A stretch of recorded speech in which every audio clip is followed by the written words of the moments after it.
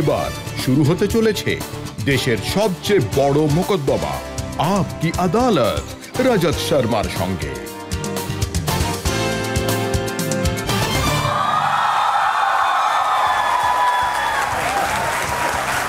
নমস্কার, আজকে আদালতে আপনাদের স্বাগত।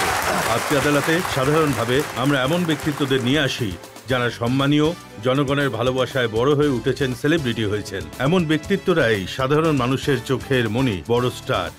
মাঝে মাঝে এমন ব্যক্তিত্বের উপরেও মানুষ অভিযোগ করে বসেন, আর সেই অভিযোগের কারণ জিজ্ঞাসা করাটা আমাদের কাজ। শুরু করছি আজকের মোকদ্দমা আপকি আদালতে।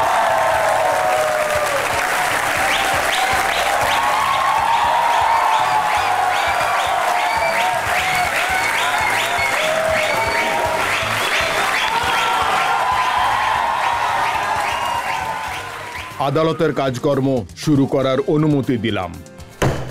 তো শুরু করছি আজকের মামলা আপকি আদালতে। প্রথম অভিযোগ দলের মেহেন্দির উপর। আপকি আদালতে পপ স্টার দলের মেহেন্দির বিরুদ্ধে অভিযোগ হলো যে তিনি অ্যারোগেন্ট হয়ে গেছেন। দলেরজি, আপনি অ্যারোগেন্ট কিভাবে হয়ে গেলেন সেটা তো পরে বলবো। প্রথমে আপনি জনগণকে বলুন যে আপনি ছোটবেলায় সত্যি কেমন ছিলেন। হ্যাঁ, আমার বাবা আর আমার মা বলবীর কর, আমি যখন 5 বছরের ছিলাম তখন থেকেই বলতেন যে আমাদের ছেলেটা গায়ক, মানে একজন সিঙ্গার। তো আমি ট্রিটমেন্টটাই এমন পেয়েছি যে ওনারা আমায় কিছু বানান, আর আমার নামও জন্মের আগে যেটা ভাবা হয়েছিল, মানে সে আপনি বলতে পারেন যে ডাকু দলের সিং ভেবেছিলেন বাবা মা, মানে সর্দার। সে সে তো তো এই ডাকু কোত্থেকে এলো? দলের সিং তো না হয় বুঝতে পারছি। ডাকু নামে আসলে একটা ফিল্ম ছিল, জহর মেহমুদ ইন গোয়া, যেটা মানুষের মনে পড়বে। তাতে প্রেমনাথজি, মানে ডাকু দলের সর্দার বা সিং ওনার নাম ছিল প্রেমনাথজির। উনি দেশের জন্য নিজের প্রাণ দিয়ে দিয়েছিলেন। তো বাবা মায়ের ফিল্মে ওই সিনটা সবচেয়ে ভালো লেগেছিল। ওনারা বলেন যে ঈশ্বর যদি আমাদের পুত্র সন্তান দেয়, তার নাম আমরা ডাকু দলের সিং রাখবো। তো এই ডাকু কি কখনো ডাকাতি করেছে? হ্যাঁ, ডাকাতি করেছি সারা বিশ্বেই। মানে যেখানে যেখানে আমার ফ্যানেরা রয়েছে, যাদের দৌলতে দলের মেহেন্দির নাম জনপ্রিয় হয়েছে, তাদের মনে মিউজিকের মাধ্যমে অনেক ডাকাতি করেছে আমি বলতে পারি। এই কথাটা কি সত্যি যে বাড়ির লোক আপনাকে আমেরিকা নিয়ে গিয়েছিল? আগে হ্যাঁ, আমার বড় দাদা অমরজিৎ জি রয়েছেন, শমশের রয়েছেন, হরজিৎ রয়েছে। তারা আমায় বাইরে নিয়ে গিয়েছিলেন, 1986 সালে নিয়ে গিয়েছিলেন। আর ওখানে গিয়েও আমি কাজ করতাম। কখনো মানে ওই হটডগ সেল করতাম, কখনো বার্গার সেল করতাম, কখনো কফির একটা পুরো ট্রাক নিয়ে সারাদিন কফি বিক্রি করেছি আমি। ওনারা আপনাকে ট্যাক্সি চালানোর কাজ দিয়েছিলেন? হ্যাঁ, ট্যাক্সিও আমি চালিয়েছি বেশ কিছুদিন আর কি, বার্কলে সিটিতে। আর আমার জন্য ওটাও বেশ ভালো কাজ ছিল। কিন্তু ওসব ছেড়ে আপনি ভারতে এসে গেলেন।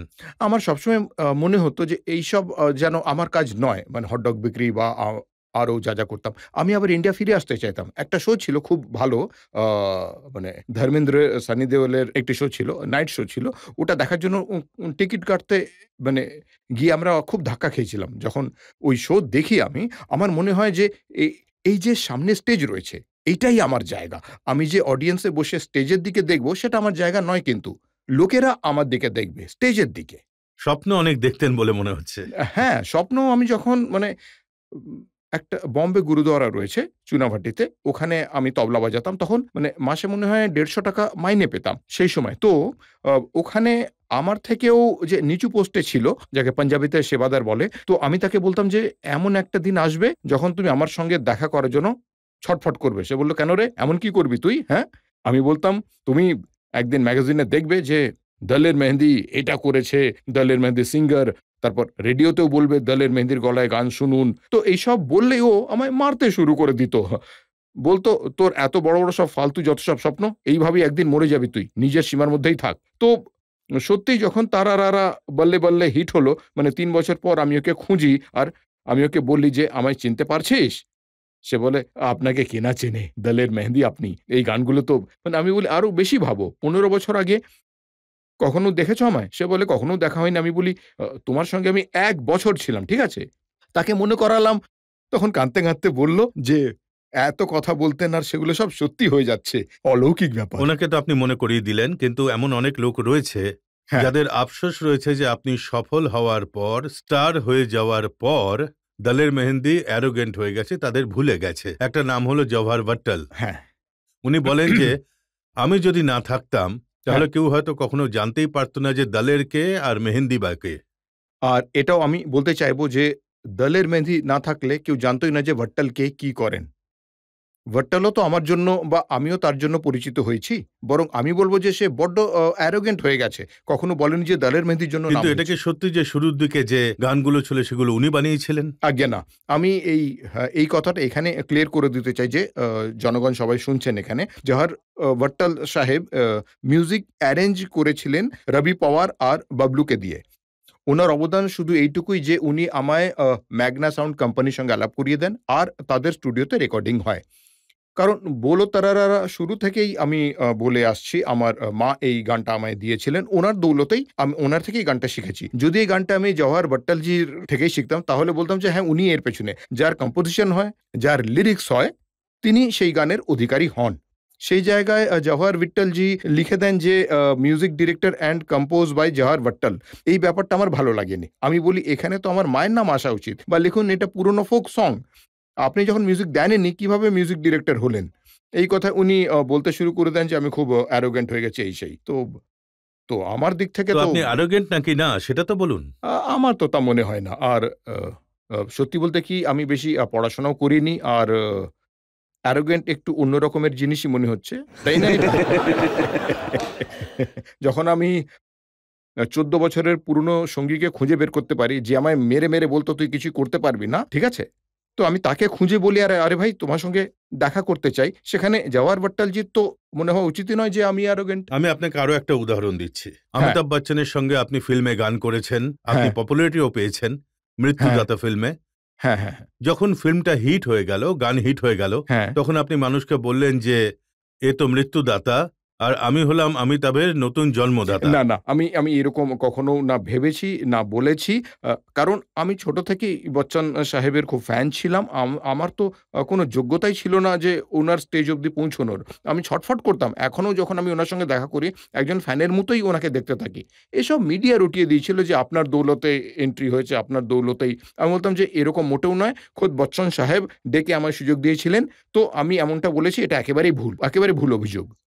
সত শ্রী আকাল স্যার। সত শ্রী আকাল। স্যার আপনার কাছে আমার প্রশ্ন, পাঞ্জাবে একটা কথা আছে তালি মারলেই একজন সিঙ্গার বেরিয়ে আসেন। ঠিক, ঠিক। আপনার কখনো ওদের সাথে কম্পিটিশন ফিল হয় নাকি আপনি তাদের এখনো সেই লেভেলের বলে গণ্য করেন না? কারণ আমরা দেখেছি ওখানেও কম্পিটিশন অনেক এসে গেছে সিঙ্গারদের মধ্যে। তাদের জন্য আপনি কি মেসেজ দেবেন? আমি গানটা এতটাই শিখেছি যে আমি যে সব গান যদি গজল বলেন তো গজল গাইতে পারি, কাওয়ালি বলেন তো কাওয়ালি গাইতে পারি, ফিল্মি গান বললে ফিল্মি গান গাইতে পারি, পাঞ্জাবি পপ গান, পাঞ্জাবিতে শুধু যদি ভজন গান, শব্দ গান গাইতে বলেন সেটাও পারবো। তো কখনো কম্পিটিশন নিয়ে আমার ভয় লাগেনি।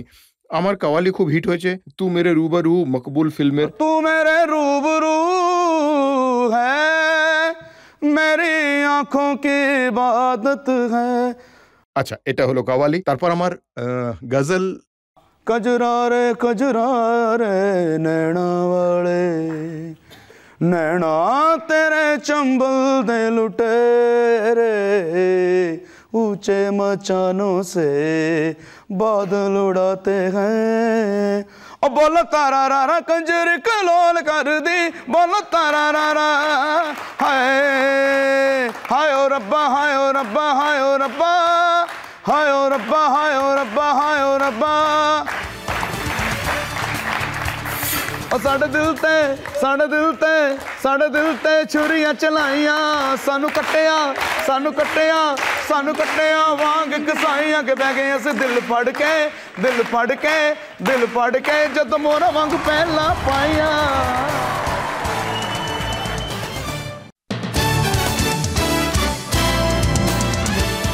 আপকে আদালতে আজ আমরা অভিযোগ নিয়ে এসেছি, তার কারণ জানতে চাইছি পপ স্টার দলের মেহেন্দির কাছে। আপকি আদালতে পপ স্টার দলের মেহেন্দির বিরুদ্ধে অভিযোগ হলো যে উনি সত্য থেকে দূরে পালান।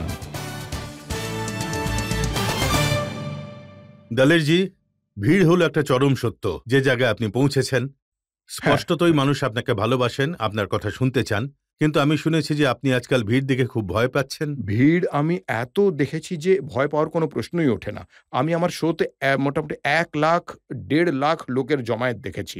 ডান্স করতে দেখেছি আমি। কিন্তু আপনি দিল্লি পুলিশকে একবার চিঠি লেখেন যে আমাকে সিকিউরিটি দিন, কারণ আমায় ভিড় থেকে বাঁচতে হবে। হ্যাঁ, এটা লেখার একটা কারণ ছিল। আসলে আ প্রায় ১ বছর ধরে থ্রেট আসছিল, যে বলা হচ্ছিল হয়তো যে মানে আবু সালেমের গলা ছিল।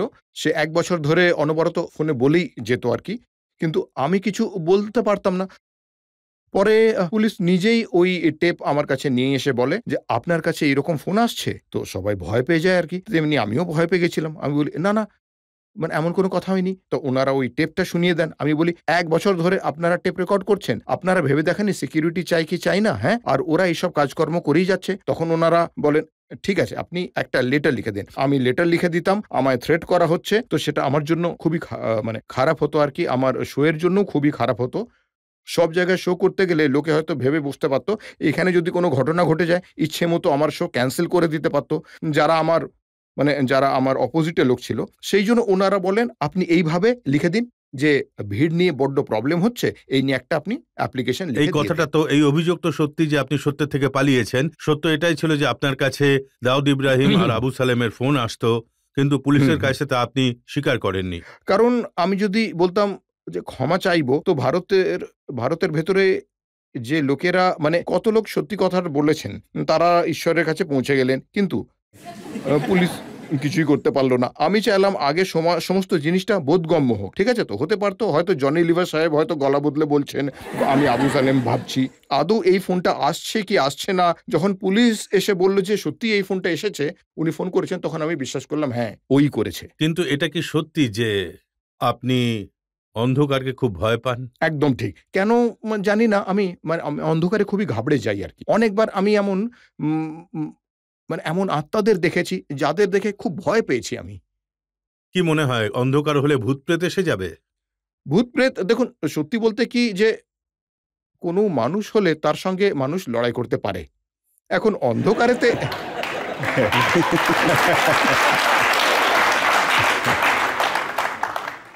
এখন অন্ধকারেতে আ আপনার গালে থাপ্পড় যদি কেউ মারে, আপনি কি করবেন? অন্ধকারে তো কার আপনি সঙ্গে লড়াই করবেন? একটা গান শুনিয়ে দেবেন, হয়তো সেও নেচে উঠবে। কে জানে, হয়তো দেখুন ইংরেজ কোনো ভূত বেরিয়ে এলো আর সে মানে আমার ভাষা পাঞ্জাবি শুনতেই চাইলো না, তখন কি হবে? তাহলে আরো বেশি পিটুনি দেবে। আরো থাপ্পড় মারবে। আপনার নাম হ্যাঁ, দলের রাখা হয়েছে, হ্যাঁ। কিন্তু ওই সময় হয়তো আপনার মা-বাবার জানা ছিল না ছেলে অন্ধকারকে ভয় পাবে। এটা একদম ঠিক বলেছেন। আমি জিজ্ঞাসাও করেছি, আপনার নাম দলের কেন রাখলে? ভিতু সিং রাখা উচিত ছিল, অন্ধকারকে এত ভয় পান যখন। কিন্তু কেন আমার সঙ্গে এমনটা হয় জানি না। আমি অন্ধকারকে কিন্তু সত্যি খুব ভয় পাই। আপনি এখনো অবধি যত গান গেয়েছেন তার মধ্যে আপনার সবচেয়ে পছন্দের যে গানটা একবার আমাদের শোনান। আপনি তো খুব বড় প্রশ্ন করে ফেললেন। সঙ্গে একটু নাচো প্লিজ। ਉਹ ਸਾਡੇ ਦਿਲ ਤੇ ਛੁਰੀਆਂ ਚਲਾਈਆਂ ਸਾਨੂੰ ਕੱਟਿਆ ਵਾਂਗ ਕਸਾਈਆਂ ਕੇ ਬਹਿ ਗਏ ਅਸੀਂ ਦਿਲ ਫੜ ਕੇ ਜਦ ਮੋਰਾ ਵਾਂਗ ਪਹਿਲਾਂ ਪਾਈਆਂ। যতদিন এই কন্ট্রোভার্সি চলেছে, আমি একদিনও কাঁদিনি। আমি এই জন্য কাঁদতাম কারণ আমি খুব একলা হয়ে গেছিলাম।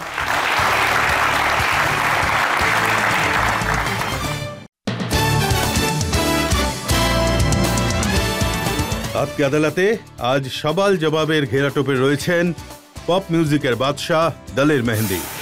আজকে আদালতে পপ স্টার দলের মেহেন্দির ওপর অভিযোগ হলো যে উনি মানুষকে অবৈধভাবে বিদেশে পাঠানোর ব্যবসা করেছেন। দলের যে অভিযোগ আমার নয়, পাঞ্জাব পুলিশের। হ্যাঁ, আর পাঞ্জাব পুলিশের কেস অনুযায়ী বখশিশ সিং নামের এক ব্যক্তি, যিনি পাটিয়ালার পাশে এক গ্রামে থাকতেন, তিনি অভিযোগ করেছিলেন, এফআইআর দায়ের করেছিলেন যে আপনি আপনার ভাইয়ের সঙ্গে মিলে বিদেশে পাঠানোর অছিলায় ওনার থেকে লক্ষ লক্ষ টাকা নিয়েছিলেন। হ্যাঁ, এটা আমিও যখন প্রথমবার নিউজে দেখি ওনাকে, বখশিশ সিংকে, তখন শুনলাম যে সে অভিযোগ করেছে যে আমি ৩ লাখ টাকা মানে দলের মেহেন্দিকে আর তার ভাইয়ের মাধ্যমে ওনাকে দিয়ে এসেছি। আর আর জায়গাটা জায়গাটা কোথায় সেটা প্রথমে নিউজে বলা হচ্ছিল না। তো আমি পাঞ্জাব গেলাম, যখন ওখানে অ্যারেস্ট হলাম, ওখানে গিয়ে জানতে পারলাম যে উনি বলেছে কনট প্লেসে দলের মেহেদির অফিস রয়েছে। আমি ওখানে দলের মেহেদিকে ৩ লাখ টাকা দিয়ে এসেছি। ৩ বছর আমি কনট প্লেসে যাইনি, ঠিক আছে? যেভাবে আমার উপর অভিযোগ আনা হলো যে আমি কনট প্লেসের কোনো অফিসে গেছি, অথচ ৩ বছর দলের মেহেদি কনট প্লেসে তো যাইনি। হ্যাঁ, কিন্তু এটা তো সত্যি যে শমশের সিং আপনার ভাই। হ্যাঁ, আমার বড় দাদা উনি, একদম ঠিক। আর এটাও সত্যি যে ওনার উপর এই ধরনের অভিযোগ ছিল, তাই আপনাকে ওই মামলায় জড়িয়ে দেওয়া হয়েছে। আমার যেটা বলা দরকার মনে হয়, একেবারে জেনে বুঝে একজন ব্যক্তিকে ফাঁসিয়ে, মানে প্ল্যান বানিয়ে আমার কাছে আসার একটা রাস্তা বানানো হয়েছিল, যেটা এখন আমার মনে হচ্ছে। আমি বলতে পারবো না যে শমশেরজিও এর মধ্যে মানে ওনার অ্যাক্টিভিটি রয়েছে কি নেই, এটা আমি মানতে পারবো না, না। আপনার যে দাদা শমশের ও সিং, আমার সঙ্গে উনি ৫ বছর আগে তবলা বাজাতো আর কি। আমাদের কিছু মতের অমিল হয়েছিল ৫ বছর আগেই। তো তখনই আমি তাকে আলাদা করে দিয়েছিলাম আমার থেকে। তারপর যখন আগের বছর এই কেস হলো, আমি বললাম যে এ তো ৫ বছর ধরে আমাদের সঙ্গে কাজই করছে না। হ্যাঁ, তার নিজস্ব অফিস রয়েছে, কি করে কি না করে এ ব্যাপারে আমি কিছুই জানি না। আপনি ওনার অফিসে যাননি? না, যাইনি। আপনার সঙ্গে ওনার সম্পর্ক নেই। নেই? তাহলে উনি যা করেছেন সেই ব্যাপারে আপনি কিছুই কিচ্ছু জানেন না? জানি না। তাহলে পাঞ্জাব পুলিশের আপনার উপর এত কিসের ডাক যে আপনাকে এই কেসে ফাঁসিয়ে দিল? কারণ শমশের সিং এর কাছে আমার হিসেব ছিল, যেমনটা পুলিশ আমার থেকে ১.৫ কোটি চেয়েছিল, ওর থেকে হয়তো ১.৫ লাখও পেত না, ১.৫ হাজারও পেত না। ওরা দেখে যে এই লোকটার কাছে কিছুই পাওয়া যাবে না, তাহলে দলের মেহেদিকে গিয়ে ধরো, যার থেকে টাকা পাওয়া যেতে পারে। ওনারা আপনাকে সোজাসুজি বলেছিলেন যে ১.৫ কোটি হ্যাঁ, পাঠান? পাটিয়ালার যে ডিএসপি সুরেন্দ্র পাল সিং আনন্দ, আমি তাকে ফোন করে বলি, আমি শুনলাম যে এইভাবে শমশের সিংকে কিডন্যাপ করা হয়েছে কারনাল থেকে। আপনি একটু খোঁজ করে দেখুন যে এই কিডন্যাপাররা কারা। উনি আমায় বললেন যে আচ্ছা, তার মানে ওই কবুতরবাজি। আমি প্রথমবার ওনার মুখ থেকে শুনলাম কবুতরবাজি কথাটা। কবুতরবাজি, আর আপনি লোককে বিদেশে পাঠান, আপনি এর মাধ্যমে নিয়ে যান, আপনি ওর মাধ্যমে নিয়ে যান। তো আমার খুব রাগ হলো। তো আমি বললাম, আপনি কি বলছেন সেটা কি বুঝতে পারছেন? কি বলছেন জানেন? উনি বললেন যে আপনার ভাই এখানে সদর থানাতে রয়েছে, আর মামলাটা যদি মিটিয়ে নিতে চান তাহলে ১.৫ কোটি টাকা নিয়ে এখানে আসুন, তাহলে সব এখানেই মিটে যাবে, নয়তো সকালে মিডিয়াতে আপনার ১২টা বাজিয়ে দেব। আমি আগে নিজে বুঝলাম যে আমি তো ভয় পাইনি। আমি বলি, আপনার যা করার করুন, আপনাকে আমি একটা কানাকড়িও দেব না। তারপর সকালে প্রেসে খবর এলো যে শমশের মেহেদি গ্রেফতার হয়েছে আর দলের মেহেদি পলাতক। যেই সময় ওরা পলাতক বা ফেরার থাকার নিউজটা দিল, সেই দিন সন্ধ্যায় দিল্লিতে আমি শো করছিলাম। তারপর আমি প্রেস কনফারেন্স করে বলি যে এইভাবে আমার থেকে টাকা চাওয়া হয়েছে, এইভাবে আমায় টর্চার করা হচ্ছে। এই ব্যাপারে মিডিয়া আমার পাশে থাকুক, কারণ মিডিয়া সমস্ত সত্যি বাইরে নিয়ে আসতে পারে। মিডিয়া আমার পাশে থাকার বদলে ১ ঘন্টা পরে বলে দেয় যে ফেঁসে গেলেন দলের মেহেদি, উল্টে পুলিশকেই দোষারোপ। ঠিক আছে?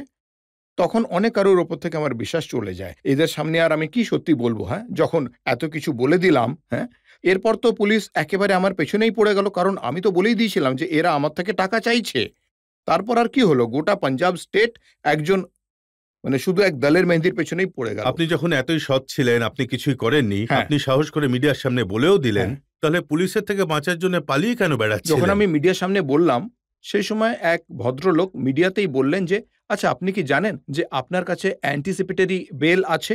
তো আমি বললাম যে এই জিনিসটা আবার কি? তিনি বলেন যে আপনি এত কিছু বলছেন, জানেন কি আপনার নামে ওয়ারেন্ট বেরিয়ে গেছে? আমি বলি আমার কাছে তো কোনো সামান নেই, কোনো ওয়ারেন্ট নেই, কোনো কিছুই আমার কাছে আসেনি। ওয়ারেন্ট কিসের জন্য? আমি তো কিছুই করিনি। তখন আমি বুঝতে পারলাম যে এইসবের কারণগুলো আসলে কি। কারণ আমি এত কিছু ওপেন বলে দিয়েছি। ফলে এখানে তো বড় বড় গণ্যমান্য ব্যক্তি রয়েছে, জানেন তো, পাঞ্জাব পুলিশের হোক বা অন্য কোনো ছোট জায়গারই হোক, মারধর করে ভালো ভালো লোককে সোজা করে দিতে পারে।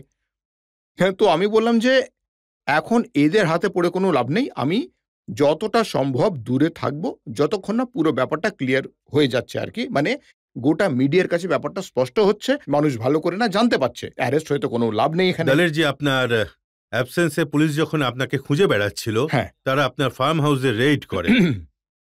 আর হ্যাঁ। পুলিশের বক্তব্য হলো যে আপনার যারা সিকিউরিটি গার্ড ছিল তারা ডকুমেন্ট জ্বালিয়ে দিচ্ছিল। আমার একটা রিকোয়েস্ট হলো এই যে ওই ক্লিপিংটা দেখানো হোক, যাতে দেখানো হচ্ছে যে একজন আলমারি ভাঙছে, তার থেকে পাসপোর্ট বেরিয়ে আসছে, কিছু কাগজপত্র বেরিয়ে আসছে। যখন নিউজে দেখলাম যে তখন আমি তো খুব চিন্তায় পড়ে গেলাম যে ফার্ম হাউসে আমি রোজ থাকি, এটা তার কোন অংশ যেটা ভাঙা হচ্ছে, কোথা থেকে এত কিছু জিনিস বেরিয়ে আসছে। আর যখন আমি আমার ফার্ম হাউসে গেলাম, সেখানে তো আমার এরকম কোনো জিনিস ছিলই না। তো আমি পুলিশকে জিজ্ঞাসা করি, "আপনারা যে ভিডিওতে দেখাচ্ছিলেন এত পাসপোর্ট বেরিয়ে আসছে, এত কাগজপত্র বেরিয়ে পড়ছে, ওটা কোন জায়গায়?" আমায় বলে, "ওসব অ্যারেঞ্জ হয়ে যায়।" এটা কোনো উত্তর হলো? তো আমার খুব খারাপ লাগলো। তারপর এটা আজ আজ আ আ ৮ বছর ধরে আমি এই যে অফিস F55 লাডোসারাই, আমার ওই একটাই অফিস। আমি নিউজে দেখে আশ্চর্য হয়ে যেতাম যে দলের মেহেদীর ইস্ট অফ কৈলাস অফিসে তল্লাশি চালানো হয়েছে, দলের মেহেদীর বম্বে অফিসে তল্লাশি চালানো হয়েছে। বুঝুন আপনি একের পর এক ১২-১৩টা অফিস কোত্থেকে হলো আমার আমি বুঝতে পারছি না। আমার তো এতগুলো অফিস নেই। তো দেখুন এত দলেরজি, বেশি আমি পুলিশের বয়ান দেখেছি, সেই অনুযায়ী তো ৫০ জন কর্মী পাঞ্জাব আর দিল্লি পুলিশের গেছিল রেড করতে। ওরা আপনার বম্বে অফিসেও রেড করেছে। আপনি যে গ্রেটা কৈলাসের কথা বলছেন, ওরা সেখানে ১৩ নম্বরেও রেড করেছে। আর ওরা বলছে যে আধ ডজন পাসপোর্ট ওরা বাজেয়াপ্ত দেখুন করেছে। পুলিশের হয়তো নিজের শখ হয়েছিল বম্বে ঘোরার। তো ইস্ট অফ কৈলাস, পাটনা সাহেব চলো একটু হাজিরি দিয়ে আসি। তো দলের মেহেদীকে নিয়ে একটা বাহানা পাওয়া গেছে, চলো এই বাহানা দেখিয়ে এখানে রেড করি, ওখানে রেড করি, একটু কাজ করে দেখাই। আমার অফিস তো লাডোসারাইতে রয়েছে, সেটা খোলাই রয়েছে, সেই সময় খোলাও ছিল। অফিসে কিন্তু একবারও কোনো রকম পুলিশ রেড হয়নি। এসপি পরমজিৎ সিং উমরা নাঙ্গল, হ্যাঁ, ওনার বয়ানও রয়েছে আমার কাছে। আচ্ছা। উনি বলছেন যে এই পুরো কাজে দলের মেহেন্দির সঙ্গে রবিনা ট্যান্ডন আর করিশ্মা কাপুরও যুক্ত ছিলেন। ওনাদের উপরও তদন্ত চলছে। কি আর বলবো, হ্যাঁ? এসব কথা শুনে দুঃখও লাগে। কারণ বলা ঠিক নয় যে আমি যখন অ্যারেস্ট হয়ে গেলাম, আমার তো নতুন একটা কৌশল ওখানে মানে এক্সপেরিয়েন্স হয়েছে আরকি।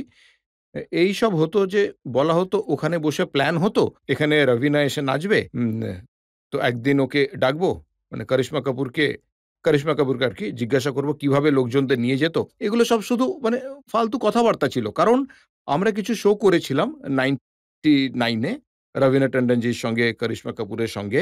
তো ৫ বছর ধরে আমাদের অনেক বড় শো চলে। যেমন আর ৫ টা ট্যুর হয়ে থাকে। শাহরুখ খানের ট্যুর থাকে আরকি। দলের মেহেদী ট্যুর থাকে। তো এইসব শো নিয়ে উনারা বানিয়ে বলে দিতেন। রবিনা ট্যান্ডন, এতে করিশ্মা কাপুর রয়েছে, জুহি চাওলা ইনভলভ রয়েছে, সবাই ইনভলভ রয়েছে। পুরোটাই বানানো। যদি ইনভলভ থাকতেন কিছু তথ্য তো বেরিয়ে আসতো।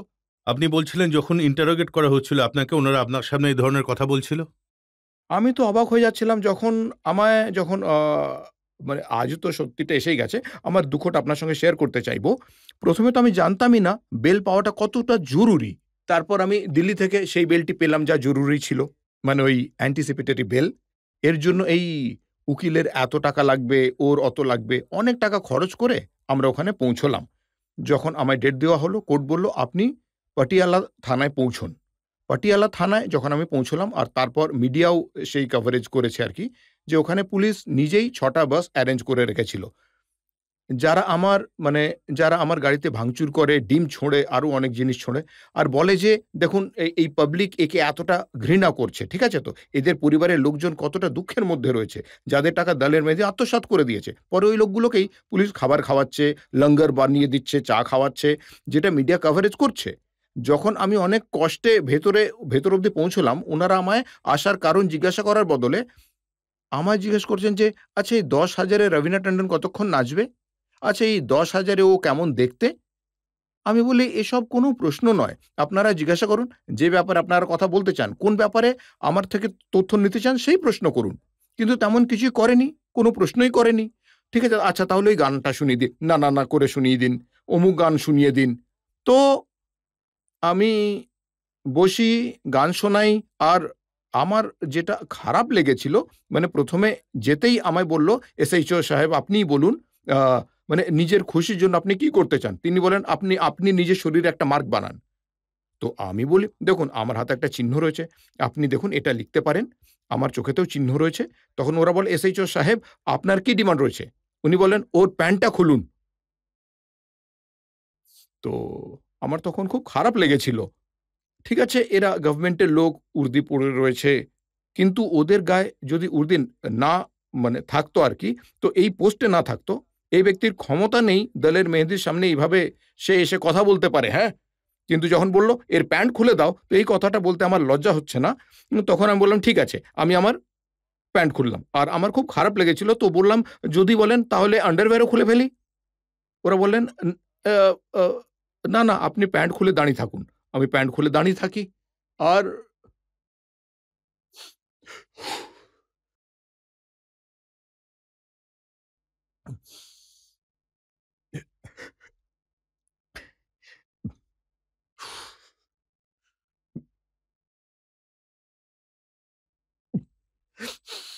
আপনি যে কথাগুলো বলছেন তা খুবই যন্ত্রণাদায়ক আর ভয়ঙ্কর বলা যেতে পারে।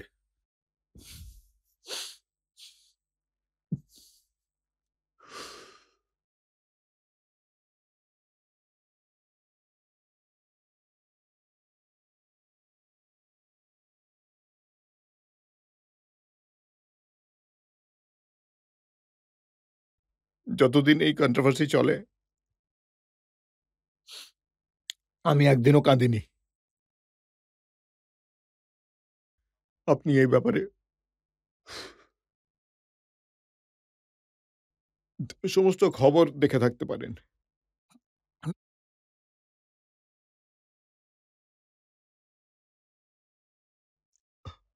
আমি সবসময় হাসি মুখে থাকতাম। কেন?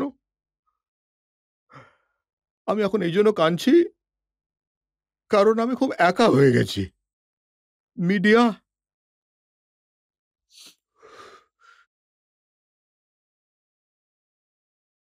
আর দেশের নেতা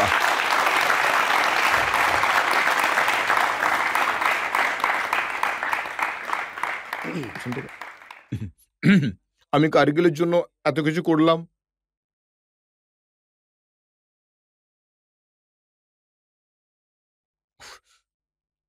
গুজরাতে আর্থকোয়েক হয়েছিল, ১৬টা ঘর আমি বানিয়ে দিয়েছিলাম। এরপর দিল্লিতে আমি ১ কোটি টাকা খরচ করি শুধু গ্রিনারির জন্য। কেন? আমি যে টাকা খরচ করেছি সেটা পাবলিকের থেকে রোজগার করেছি। আমার মা-বাবার কোনো সম্পত্তি বিলিয়ে দিইনি, একেবারেই না। আমার আমার মনে এটা ছিল যে আমি পাবলিকের থেকে রোজগার করেছি আর পাবলিককেই সেই প্রতিদান ফিরিয়ে দেব। ওনাদেরই টাকা, ওনাদের উপরই খরচ করব। আমি এরকম চিন্তাভাবনা নিয়ে কাজ করতাম। আমি দেখে অবাক হয়ে গেলাম যে যত বড়, বড় নেতারা ছিল তারাও একদম সাইডে সরে গেল। বলতে লাগলো যে, "আপনি চিন্তা করবেন না। এরকম তো একবার ইন্দিরা গান্ধীর সঙ্গেও হয়েছিল, অমুকের সঙ্গেও হয়েছিল।" মিডিয়াও একদিকে সরে গেল, নেতারা একদিকে সরে গেছিল। আমার সঙ্গে শুধু ছিল অডিয়েন্স, জনগণ, দর্শক। তাও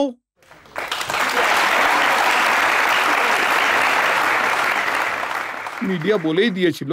আমি টিভি নিউজ যখন দেখতাম খুবই অবাক হয়ে গেছিলাম যে মানে তারা বলতো, "আপনি বলুন হুম, কি কি মনে হচ্ছে এই কেসটার ব্যাপারে?" অন্য দিক থেকে একজন বলছে, "ফালতু বলছে।" দেখুন আমার মনে হচ্ছে এই কেস দলের মেহেদী অন্তত ৭-৮ বছরের জন্য জেলে থাকবে এই কেসে। উনাকে কেউ ছাড়তে পারবে না। আমি এখনো অব্দি এই কেসে যা দেখছি, আমি শুনতাম হাসতাম। আরে ভাই এরা কি সব ৭-৮ বছর বলছে?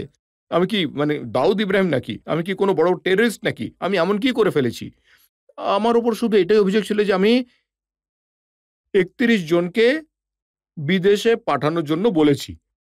আপনারা এই কথাটা ভেবে দেখুন, যদি লোকজনকে বিদেশে পাঠানোর হয়, ভিসা করানোর হয়, আমার জন্য কি পাটিয়ালার একটা শহরই ছিল? হ্যাঁ, বলুন। আমি ওখান থেকে বেছে নিলাম ৩১ জনকে বিদেশে পাঠাতে হবে। আমার উপর জালন্ধর থেকে কেউ কোনো অভিযোগ করল না। আমায় দিল্লি থেকে কেউ কোনো কথা বলল না কেন? না, বম্বে তাহলে থেকে যে কেউ বলল না ৩১ কেন? জন কারা ছিল? আফটার অল পুলিশের কাছে ৩১ জন লোক কমপ্লেন তো করেছে, অভিযোগ তো করেছে। হ্যাঁ, ওই কমপ্লেনের ব্যাপারে আমি আপনাকে বলছি। আমি যখন ওখানে পৌঁছলাম, আমায় বলল, "আপনি জানেন আপনার বিরুদ্ধে কি কমপ্লেন রয়েছে?" আমি বললাম, "শুধু এটাই বলা হচ্ছে যে ৩১ জন আপনার বিরুদ্ধে কমপ্লেন করেছে।" আমি বলি, "দেখান কি রয়েছে?" তখন অমরজিৎ সিং যিনি ছিলেন হোম ইন্সপেক্টর উনি আমায় দেখালেন। এটি সরকারি কাগজের উপর ৩১টা কমপ্লেন করা হয়েছে সরকারি টাইপরাইটারের মাধ্যমে। কমপ্লেন হলে তো আলাদা কাগজ নিয়ে আসতো। একটাই সরকারি কাগজ যেটা পুলিশের নিজের, সেই টাইপরাইটারের মাধ্যমে একজন টাইপিস্টকে দিয়েই ৩১টা কমপ্লেন বানিয়ে দিল।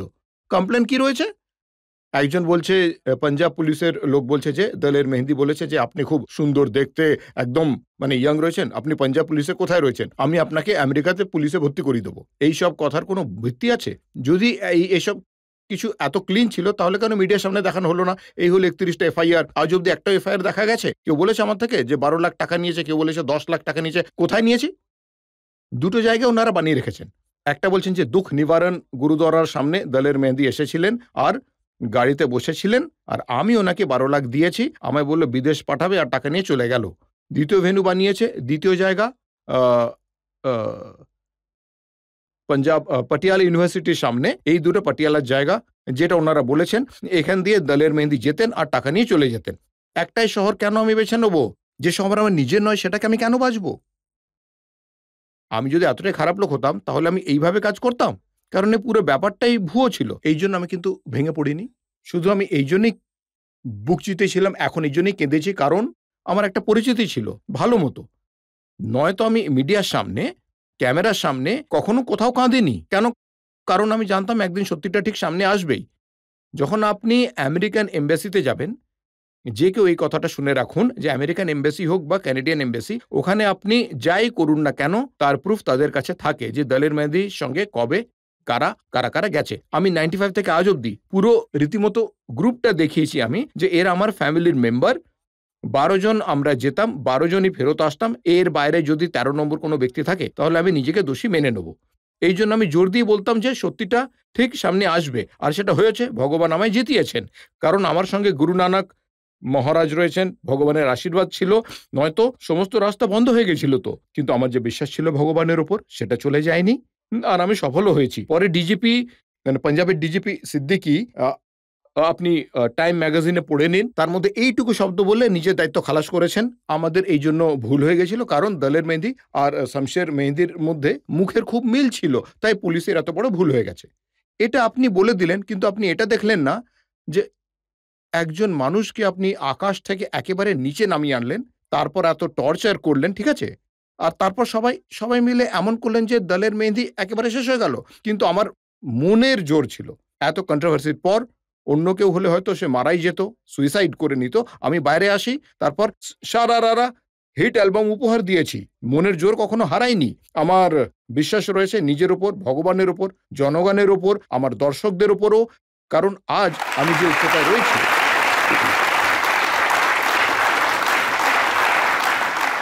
তাদের জন্য রয়েছি, আর তার উপরেও এগোবো।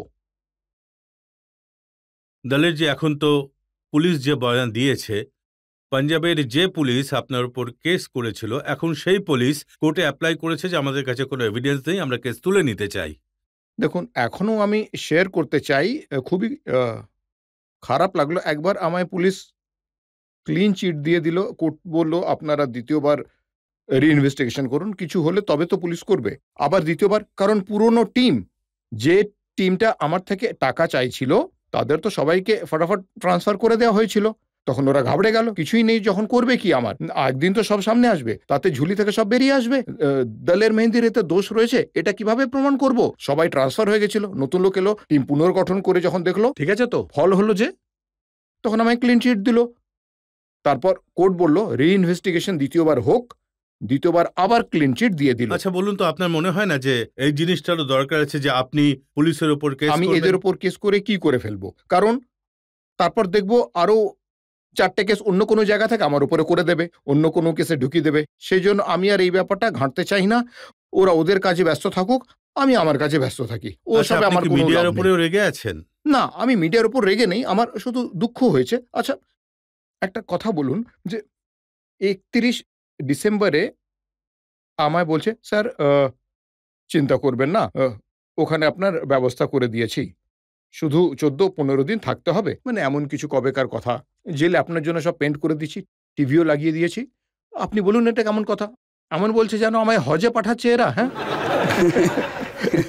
তো আমি শুনে যাচ্ছিলাম এরা আমার সঙ্গে কি সব করছে। তারপর মিডিয়ার লোক বলছে, পাজি দারুণ করেছি, এখানে ক্যামেরা লাগিয়ে দিয়েছি, দেখবেন আপনি যেমন কভারেজ দিই না। আমি বলি, বা দারুণ খবর দিচ্ছ।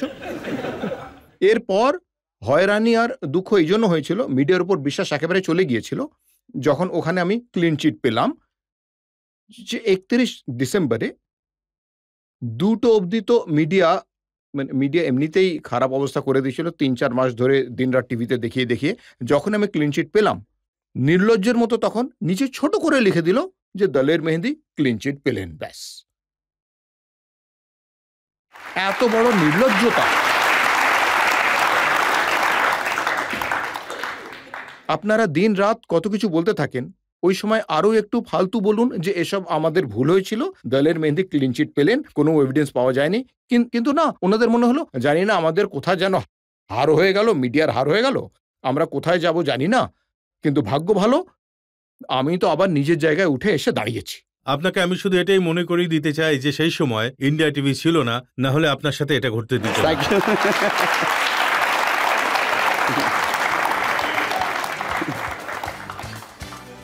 আপকে আদালতে দলের মেহেন্দির উপর জনগণের মোকদ্দমা জারি থাকবে একটা ব্রেকের পর।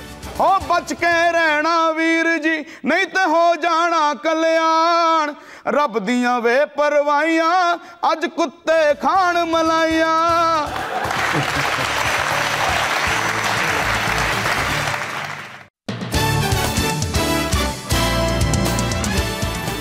আপকে আদালতে আজ আমরা জনগণের তরফ থেকে মোকদ্দমা চালাচ্ছি টপ স্টার দলের মেহেন্দির উপর। আপকি আদালতে দলের মেহেন্দির বিরুদ্ধে অভিযোগ হলো যে উনি অহেতুক কন্ট্রোভার্সি ক্রিয়েট করেন। অনেক বড় কন্ট্রোভার্সি তো আমরা ডিসকাস করে ফেললাম, কিন্তু তার আগেও অনেক সময় দেখা গেছে যখনই আপনার নতুন কোনো অ্যালবাম আসে তখনই কোনো কন্ট্রোভার্সি হাজির হয়ে যায়। আমি আপনাকে উদাহরণ দিচ্ছি, যে সময় আপনার এক দানা দো দানে এসেছিল তখন পাঞ্জাবের কিছু লোক এটা নিয়ে অবজেকশন করেছিল। এর কারণ এটা হলো যে আমি অনেকবার সোজাসুজি বলেছি যে আমার কাজ হলো মিউজিক নিয়ে, আমার অন্য কোনো বিজনেস নেই কোনো রকম। আমার গান বাজনারই বিজনেস, যেটা আমি বিজনেসের মতো করেই করি। তো আমার যখনই কোনো শোতে ডাকা হয়, মানে ধরুন যে কোনো ডিপার্টমেন্ট হোক, আমার যখন শোতে ডাকা হয় তারা এটা ভেবেই ডাকে যে আমি অমুক ডিপার্টমেন্টের লোক, তো তাহলে দলের মেহেন্দি এলে আমাদের জন্য ফ্রিতে গান গেয়ে চলে যাবেন। তখন আমি সোজা বারণ করে দিই, দেখুন আমি একজন ইনকাম ট্যাক্স পেই, ইনকাম ট্যাক্স আমাকে দিতে হয়, তাই যখন নিজের জন্য গান গাইব তার জন্য ফিজ নেব। হ্যাঁ, এটা হতে পারে কোনো ডিপার্টমেন্টের জন্য কম নেব। আমার এই অভ্যেসটা হয়তো আমার জন্য ঠিক নয়, লোকজনের খারাপ লাগে হয়তো। অনেক সময় কিছু লোক মিডিয়ার সঙ্গে যুক্ত থাকেন, ম্যাগাজিন যুক্ত থাকে, কিছু নিউজ পেপার যুক্ত থাকে, যারা মিডিয়া থেকে থাকেন, সবসময় চান যে আর্টিস্ট ওদের জন্য আসুক আর ফ্রিতে গান গেয়ে যাক, এর বদলে আমরা আপনাকে মাইলেজ দিয়ে দেবো অনেক বেশি, ঠিক আছে? কিন্তু যখন আপনি টাকাই পাবেন না, কাজের টাকা পাবেন না, তো কিভাবে নিজেকে চালাবেন? হয়তো আমার এই স্বভাবের জন্যই পাঞ্জাবের কেউ কন্ট্রোভার্সি ক্রিয়েট করে দেন, কারণ একজন মানুষের একেবারে এত দূর রাইজ করে যাওয়াটা এমনিতে খুব চোখে লাগে, বড্ড বেশি। আপনার কি মনে হয় যে 10 বছরে এতটা রাইজ হলো, আর সেই সময় আপনি যাদেরকে প্রত্যাখ্যান করেছেন তারা সবাই এই সুযোগের সদ্ব্যবহার করেছে? হ্যাঁ, ওটা তো স্পষ্টই বোঝা যাচ্ছে। মানে সারা বিশ্ব সবকিছুই দেখেছে। গত 3-4 মাসে যে কন্ট্রোভার্সি তৈরি হয়েছিল, সারা বিশ্ব দেখেছে এসব কি হচ্ছেটা কি, সবার সামনেই সবকিছু ঘটেছে।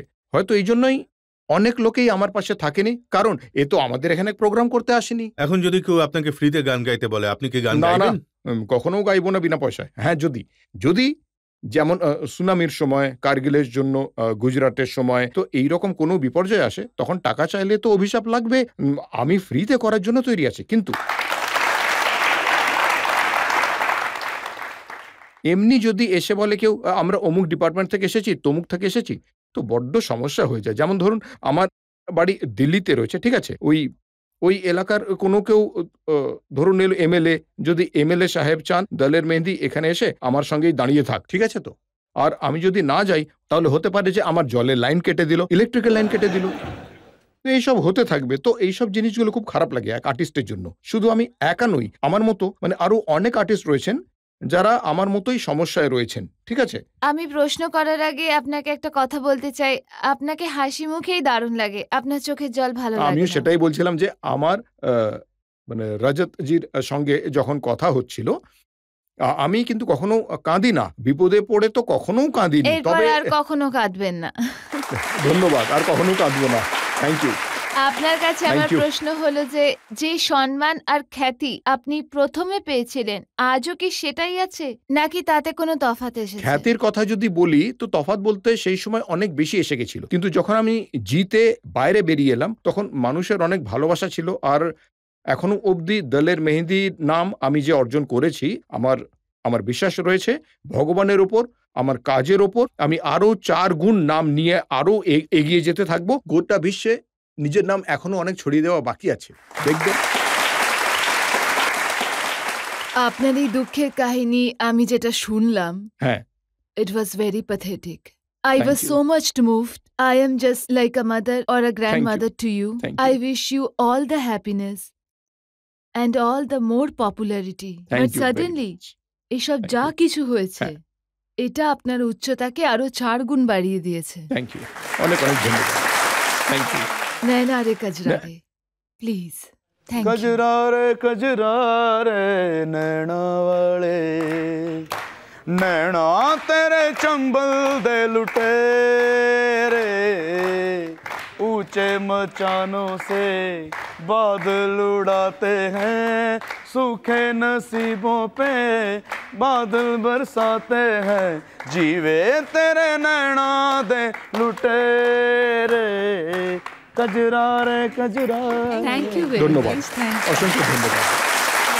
এতজন পাঞ্জাবি সিঙ্গার রয়েছেন, হ্যাঁ, কিন্তু যত কন্ট্রোভার্সি আপনার সাথেই কেন পা মিলিয়ে চলে? হয়তো ভাগ্য ভালো হলেই এমনটা হয়। কারণ যখন কোনো ব্যক্তি সফল হন সেটা জনগণের ভালোবাসাতে হন। আপনার ভাগ্যে থাকে, আপনার বাবা মায়ের আশীর্বাদ থাকে যে আমরা এমন একটা জায়গায় পৌঁছই, আর তার জন্য আমরা অনেক পরিশ্রম আর কাজও করি। কারণ শুধু এমনটা নয় যে দলের মেহেন্দি শুধু একটা গান করে দলের মেহেন্দি হয়ে গেছি। আমি এর জন্য অনেক পরিশ্রম করি আর মানুষের আশীর্বাদও রয়েছে তার সাথে। তাই হয়তো কি মনে হয় আপনার সাফল্যের দাম চোকাতে হচ্ছে? হ্যাঁ, একদম। এর দাম তো চোকাতেই হয়। বিশেষ করে ও মানে সবসময় আর্টিস্টকে তো মানে কারণ আর্টিস্ট এমন একজন ব্যক্তি, এমন জিনিস যে সে নিজেকে বদলে ফেলা, নিজের মন বদলে ফেলার কথা ভাবতেই পারে না। কারণ আমি এর বেশি আর কি করতে পারি বলুন? বড় জোর গান গেয়েই ২-৪ টে গালিগালাজ গানের মাধ্যমে দিতে পারবো। এর থেকে বেশি তো কিছু করতে পারবো না আমি। ডাইরেক্ট কারো সঙ্গে লড়তে পারবো না, কাউকে আমরা মারতে পারবো না, কাউকে পেটাতে পারবো না। এটাই হতে পারে। ঠিক আছে, চলো রাগেতে গানের মধ্যে ২-১টা কথা বলে দিলাম, এই যা। এর বেশি আর্টিস্ট আর কিছু করতে পারে না। যদি রাগের মাথায় কাউকে গালি দিতে চান তাহলে কিভাবে গান গাইবেন, এটা আমাকে একটু বলুন।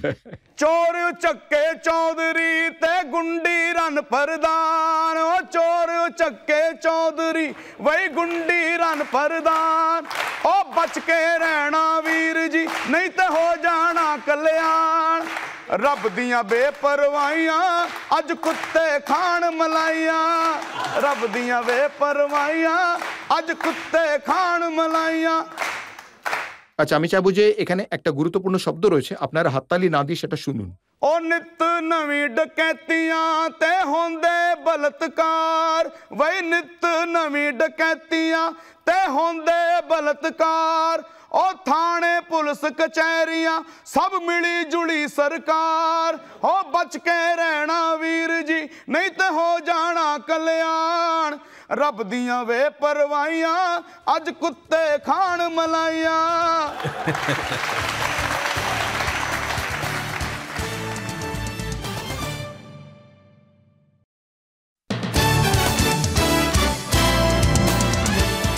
এই ছিল আপকি আদালতে দলের মেহেন্দির উপর আমাদের অভিযোগ আর ওনার জবাব। এখন সময় হয়ে গেছে আজকের মামলায় আজকের জাজ অঞ্জন মিত্র রায় শোনার। অভিযুক্তের ওপরে থাকা অভিযোগগুলো রীতিমতো গুরুতর ছিল, তবে এটা জেনে খুশি হয়েছি যে দলের সাহেব খুবই স্পিরিটেড ওয়েতে তার মোকাবিলা করেছেন। কোথাও মনে হয়েছে যে ওনার কাছে এত ট্যালেন্ট রয়েছে, কিন্তু উনি কখনো এক্সপেরিমেন্ট করতে চাননি এতদিন পর্যন্ত। আজ জানতে পারলাম উনি অন্য কিছু এক্সপেরিমেন্ট করবেন, অন্য ধরনের গান নিয়ে। আমি আশা করব যে আপনি আপনার সঙ্গীতের সফরে এগিয়ে যান, আর তার সঙ্গে আপনাকে সমস্ত অভিযোগ থেকে আমি মুক্ত করে দিচ্ছি। ধন্যবাদ।